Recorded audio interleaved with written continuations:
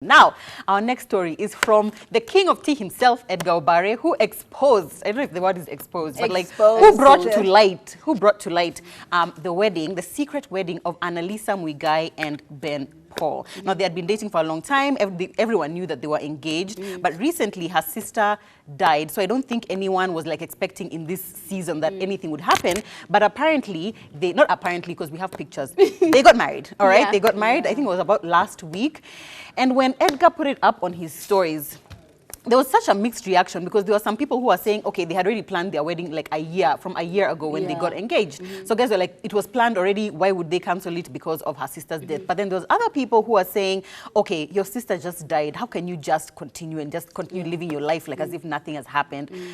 And you know what? That's just an exhausting thought line. I don't know what you guys think, but I just feel like if anything, that COVID has taught us, or even the death of a sister or a sibling or someone close to you teaches you, is that life is short and like you need to live it now because you don't know if you're going to have that tomorrow that you're planning for your wedding tomorrow. So I personally, I'm just like, congratulations to you guys. May your love live forever. I mean, everyone knows that I love my sister more than life itself. And so I can imagine, like, you know, what that would mean to lose my sister. You know what I mean? But so many people, by the way, make life-changing decisions after a really hard time. Because there's some kind of clarity, you know? Either you feel like, for example, speaking of Avril, when she lost her dad, she broke off her engagement.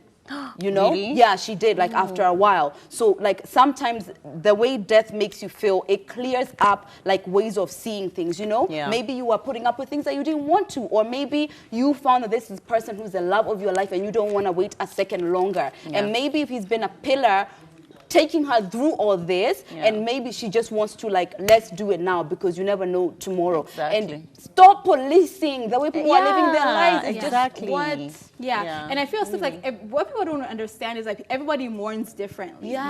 You might not be like able to move on with your life when a certain family member dies, but another person might see this as an opportunity to like, you know, because this life is short and they weren't able to do what they were supposed to do. I'm gonna make sure I'm not in that position where if life goes like you know, life goes in a different way, I have no regrets. You know what I mean? I feel stuff like there's no rule book in terms of how to grieve. There's no rule book in terms of how you're supposed to behave when you're grieving. And if you haven't gone through that situation by yourself, you have really no say to speak about it. I personally have never had like someone really close to me die.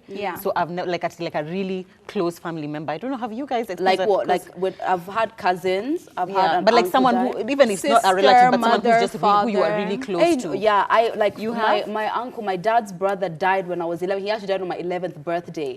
And it was probably like the most painful thing I've ever felt. And an 11-year-old. I know. And then you're mourning because your uncle's passed away, and then you're mourning for your cousins who just lost their dad. It's like, oh my God.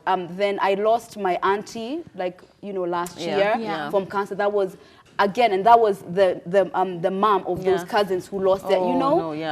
But like Ayuma said, everybody grieves differently. And like I feel like COVID-19 has just changed the way everyone sees the world. Like with the number of people you're seeing, how many hundreds of thousands are dying. It's like everything is just a whole different ballgame, right? I think like in general, there's no rule book on how to deal with grieving. So however way someone decides to deal with their grieving, that is their way of dealing with it. It might not be your way, but that's their way, and you have to respect that, you know. But you guys, this is something that we can talk about forever. The WhatsApp number is down below. Let us know, what are your thoughts? How did you feel when you had a family member or close friend pass away, and how would you have dealt with the situation?